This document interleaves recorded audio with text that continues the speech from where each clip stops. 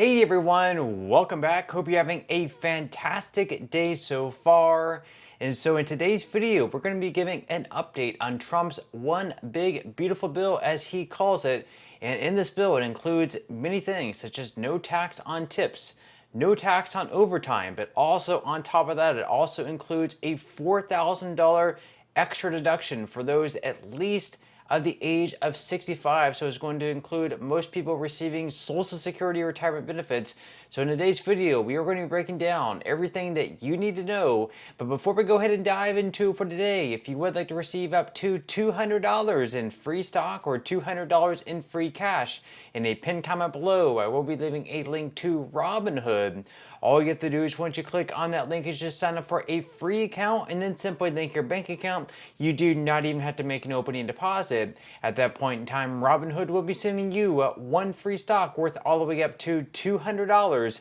And if you'd rather just have the cash, all you have to do is once you receive the free stock is just sell it for what it's worth and then transfer the cash value right back to your bank account. Okay, so diving right into it for today. So right now, Trump's one big beautiful bill, as he calls it, is currently sitting in the Senate. It passed the House just a couple weeks ago, and in the Senate, they're trying to make some changes to the bill. So for example, we have some senators who do not like some of the cuts that took place. And then on the other hand, we have some Senate Republicans who want to see even more cuts take place in the bill. So they are going to have to negotiate in the Senate. Right now we have 53 Republicans in the Senate. At the most, they can afford to lose 3 votes. So they are going to need at least 50 out of the 53 Republicans to vote in approval of this bill in order for the bill to then go back to the House and then be passed to the House and then on to Trump's desk to be signed into law. That's because this bill is a reconciliation bill, which basically means that instead of the normal 60 votes that they would need on most bills, they only need 50 votes, and then J.D. Vance, the vice president, would be the tie-breaking vote. This is something similar that the Democrats did whenever they had control of both the House and the Senate.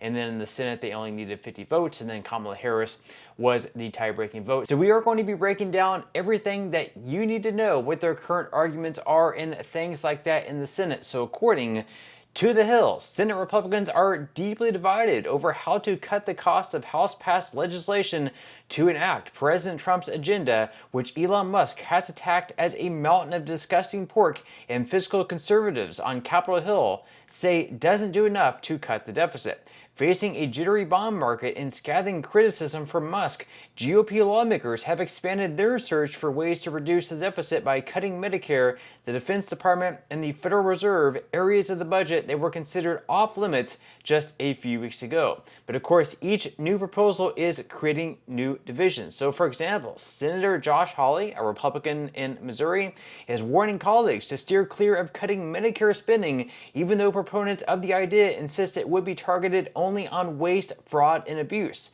So basically in this bill, it does cut spending on Medicare. They're trying to say that it is only targeting waste, fraud, and abuse, though, but Hawley wants to steer clear of any cuts on Medicare. So it's going to be interesting to see if they lose his vote, if they do have cuts to Medicare, and how that's going to impact this bill actually passing to the Senate. Then on top of that, we have Senator Roger Marshall. He's a Republican in Kansas. He's saying that lawmakers are discussing a proposal sponsored by Senator Bill Cassidy that could save up to $275 billion by cracking down on insurance companies that overcharge Medicare Advantage. And then we also have some Republicans calling for a closer look at defense spending, arguing the Pentagon needs to see its budget shrink along with the rest of government. So while the House passed bill includes $150 billion in new funding for the Defense Department for new programs such as Trump's Golden Dome, Missile Defense Shield, fiscal conservatives say there's a lot of bloat in the defense budget that should be eliminated. So while they're cutting things like SNAP and Medicare and Medicaid, they're adding $150 billion in new spending for defense. We have some Republicans who say that we need this spending, this addition in spending. And then we have some Republicans who say the defense also needs to be cut in addition to all these other programs. Then we also have Senator Rand Paul. He's saying the defense hawks have a hidden agenda to use Trump's big, beautiful bill to pump up military spending beyond what the nation could afford. He said, quote, "It's a frustration for those those of us who think it ought to be about fiscal restraint and or cutting taxes or both, it ends up becoming a spending bill, and the spending is $150 billion on top of what they were already increased in the military in the regular appropriations process. He said if you're fiscally conservative, you have to be fiscally conservative everywhere. You can't be blowing the budget out on the military. So he's making the case there, if we're going to be fiscally conservative, we're going to be cutting programs like SNAP benefits, if we're going to be cutting programs like Medicare, Medicaid, and looking elsewhere and trying to cut those programs by saying that we're fiscally conservative. At the same time, we can't be increasing military spending by $150 billion. That pretty much offsets any of the cuts that we're making everywhere else. So Rand Paul seems like he's going to be one of the Republicans who more than likely vote no on this bill, just because of all the spending that it incurs. I mean, Republicans spent years criticizing Democrats for blowing up the budget and going more and more into debt. And it looks like Republicans, now that they have control, they're going to continue that same spending level. So it's not like there's going to be a lot of change taking place with Republicans now in charge of Congress. Now, they said that on the other side of the arguments are conservatives such as Senator Mike Lee, who say the bill doesn't go far enough to cut off Medicaid benefits to immigrants in the country illegally, and Senator Rick Scott, who wants to immediately repeal the climate-oriented tax breaks enacted by the Biden's Inflation Reduction Act. And then, of course, proposals in the House passed bills to cut nearly $800 billion in Medicaid spending and $267 billion in SNAP benefits are running into objections from Senators Susan Collins, Lisa Murkowski, and Jerry Moran.